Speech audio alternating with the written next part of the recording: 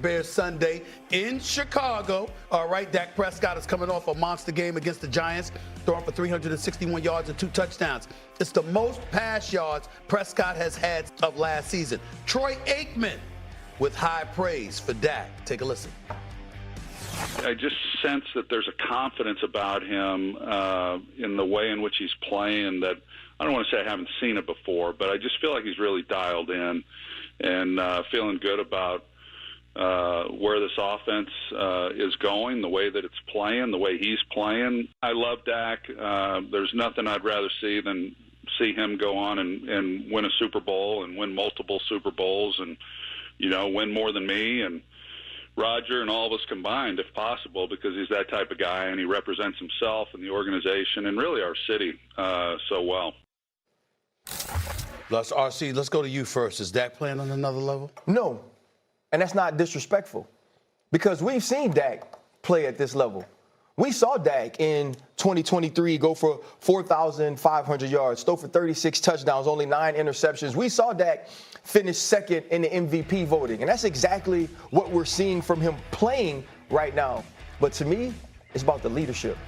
To me, it's about the way that he presents when faced with adversity as a team. It's the way he handled himself during Micah Parsons' contract negotiations, the things he said, his demeanor. It's the way that he backed CeeDee Lamb after CeeDee Lamb had 3 drops versus the Philadelphia Eagles that then went back to him against the New York Giants, found ways to get George Pickens involved. It's Dak Prescott who has become not only the reason this team can win football games, but the voice of the locker room, the catalyst of everything that happens there. And I'm looking at Dak more this year than I'm looking at Jerry Jones in the last 2 weeks. I'm thinking about Dak's play more than I'm thinking about what Jerry Jones is saying in the last 2 weeks. And that's a testament to how he's playing. But it's also a testament to how he's conducting himself each and every day when there's a microphone in front of him, a camera that's on him, or we're putting on the X's and O's and all 22s. The only pushback I'd give you cool with how he handled the Micah Parsons situation? You don't think he should have spoke up more during the negotiations? Absolutely not. Okay. Absolutely not. Because Dak Prescott said, we are used to dealing with this.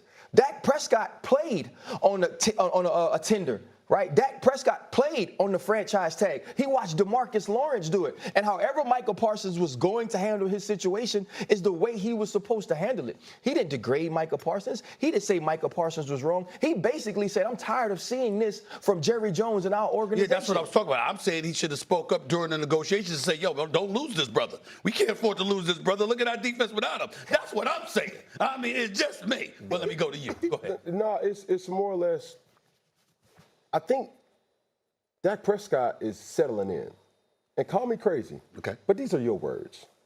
While you were interviewing Jerry Jones, yes, sir, you did not think that Dak Prescott was the face of that team. That's correct. Right? That's correct. There's one thing and there's something to say about an individual, not just that has something to prove, but it's a sense of calm. Rest in peace to Mr. Jerry Richardson. The owner who drafted me, or the franchise owner who drafted me. Former owner of Carolina. One of the main things that he spoke about was harmony, right? And you ask yourself, what is harmony? Harmony is when, hey, bro, we coming in, hey, boom, we vibing, we cool, chemistry, continuity is there. Well, when you have a superstar, it does one or two things. It either can propel you or cripple you, right? Respectfully. Cripple you to the fact that you can worry, man, Micah is going to do Micah things. Right. But it can handicap you because now you become so reliant to that. It can propel you because it's like, you know what, RC, we ain't got Micah, dog. Mm-hmm. So I need you to step in this A-gap and be in this A-gap when you're supposed to be in this A-gap. Micah used to be the B, C, D, E, X, Y, Z. We don't have that no more, bro. So we need everybody collectively, Stephen A, bro, I need you to be right. These guys are really locking in to that. And this is the thing. It's not about statistics with Dak Prescott. I think it's the knowing that I need to play smart, not conservative. There's a difference. And when you look at a game even last night with Tua, and you see the game that just transpired with the New York Giants is, hey, Dak gonna do something Dak Quavius like. Dak Quavius. And he did not. Just get the guys an opportunity to make a play. You got a hell of a field goal kicker. Get him in position, bro. Don't do anything. Don't try to play hero ball. In the dynamic. But the thing is this, though, like, this team has an opportunity to win because of Dak Prescott. And I've heard Cam have the conversation many times. Can we win because of you? Do we have to win in spite of you? This team, in its current iteration, wins because of Dak Prescott. Because Dak Prescott puts the ball on Jake Ferguson and gives Brandon Aubrey an opportunity to make a field goal from 64 yards, because you know that's in his range. Whether it's in overtime, making sure I hit George Pickens and give him an opportunity in one-on-ones. Also, understanding part of being a franchise quarterback, and Cam knows this, he's played with great receivers, is making sure I not only give them opportunities to make plays, but they feel like they're a part of it. Yeah. The first week, George Pickens didn't get to feel like he was a part of it. So he made sure he did this week by being smart, but not being conservative. Yep. Dak Prescott is now an aggressive player at the position and non-aggressive off the field. That's who you want your leader to be. You want him to be able to be here at all times based on what's happening around him. And then when he goes out on the field, he performs, and that's what he's doing. Well, listen, I have no problem with what you're saying. I will concur with what you're going Don't through. do this. All I'm trying to say listen, it's all right to be talking about it in September. Can we be saying this in January?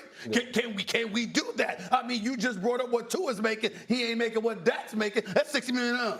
That's $60 million.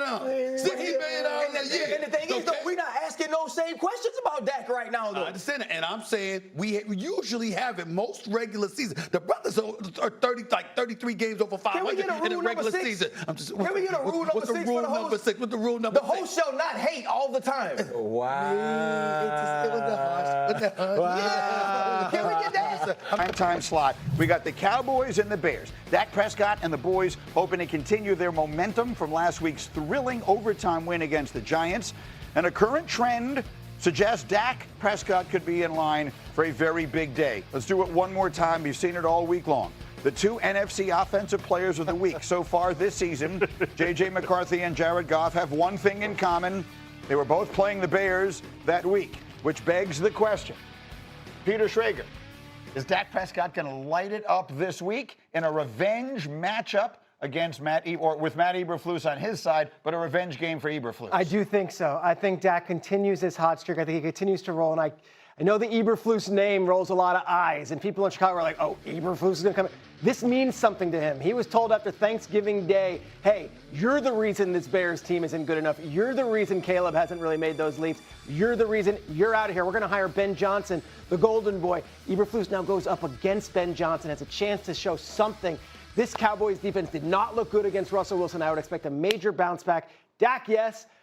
Cowboys defense, wake-up call. I think they're significantly better. And Matt Eberflus gets a game ball at the end. Let's talk about Dak for a minute here, because he is playing as well. We played Troy Aikman sound for you earlier today. Sometimes we forget just how good Dak Prescott is, all the stuff he does at the line of scrimmage. He's got maybe as good a collection of weapons as we've seen him have in a very long time. Do we think Dak goes scorched earth against Chicago? I mean, I think he does. I think he's going to be in the MVP conversation, like Dak is always in MVP conversation when he's healthy. And now he has somebody opposite of CeeDee Lamb that when you take him away, he can throw the ball to. Ferguson last week had 12 targets, got 9 receptions. But the key is multiple ways to run the football. You can run the football because you just bludgeon everybody, but you can run the football because you scare everybody out of 8 man in the box, which you have 2 great receivers, which is what's happening in Dallas. The other side of it is Caleb Williams. And this feels like a very big game for him, right? At home, to your point, against Eberflus. Eberflus is not the only one who has something to prove. What do you expect from Caleb Williams? Dan